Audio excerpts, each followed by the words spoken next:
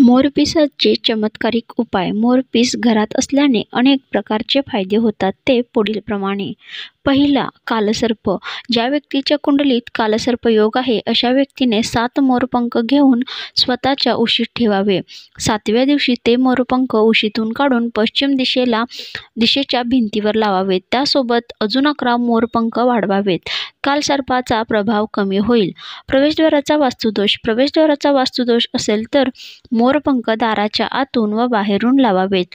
वैवाहिक जीवन, पती-पत्नीच्या नात्यात दुरावा निर्माण झाला असेल किंवा गोष्ट घटस्फोटापर्यंत जाणारी असेल तर नाचणाऱ्या मोराचे चित्र घरात लावावे. राधाकृष्णाची मूर्ती घरात असेल तर त्यावरही मोरपंख लावावे किंवा बेडरूममध्ये पश्चिम किंवा पूर्व भिंतीवर एक मोरपीस लावावा. राहूची महादशा. ज्यांच्या पत्रिकेमध्ये राहूची महादशा असेल त्यांनी आपल्या घराच्या वायव्य कोपऱ्यात मोरपीस लावावे. प्रभाव कमी होण्यास मदत होईल. हट्टी व तापट मुले. मुले खोडकर आणि जिद्दी असतील तर मोरपंख माथ्यावर धारण करून द्या अथवा एका हातपंख्यात मोरपीस लावावे व त्याने मुलांना वारा घालावा. तापट व हट्टी मुले शांत होतील. स्वयंपाकघरातील वास्तुदोष. स्वयंपाकघरातील नैऋत्य कोपऱ्यात लाल धाग्यात सफेद कवडीसोबत दोन मोरपीस बांधावेत. शत्रू मित्र बनण्यासाठी.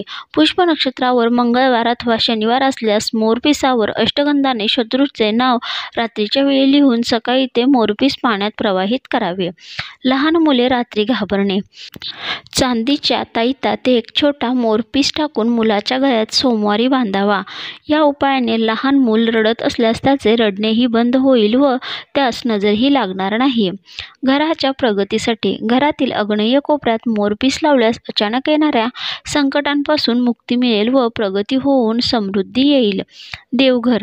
आपण करत असलेल्या सेवेचे सफलतेने फळ मिळवण्यासाठी देवघराला मोरपंखाने सजवावे व कुंकू लावून पूजावे.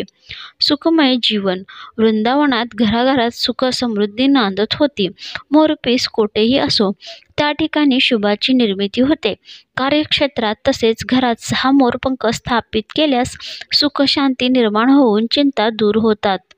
त्याचप्रमाणे आपल्या प्रत्येकाच्या देवघरामध्ये बाळकृष्णाची मूर्ती असतेच.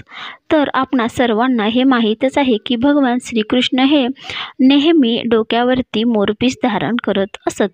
तर ह्याच भगवान श्रीकृष्णांचे वास्तव्य आपल्या घरामध्ये राहण्यासाठी तुम्ही जर बाळकृष्णाच्या डोक्यावरही एखादं मोरपीस लावले तरीही चालेल, जेणेकरून आपल्या घरामध्ये सुख, शांती आणि समृद्धी येईल. त्याचप्रमाणे आपण केलेल्या पूजा, सेवा इत्यादींचे फळ मिळण्यासाठी देवघरामध्ये सुद्धा तुम्हाला मोरपीस जे आहे त्याचा एक बंच करून ठेवला तरीही चालेल किंवा देवघराच्या मागे, देवघरामध्ये आतमध्ये कोठेही मोरपीस ठेवली तर मोठ्या प्रमाणात सकारात्मक ऊर्जा होते आणि भगवान विष्णूंना सुद्धा अतिशय प्रिय असणारं असं हे मोरपीस आहे. मोरपीस हे प्रत्येक ठिकाणची नकारात्मकता आणि वेगवेगळे वास्तुदोष दूर करण्यास मदत करते.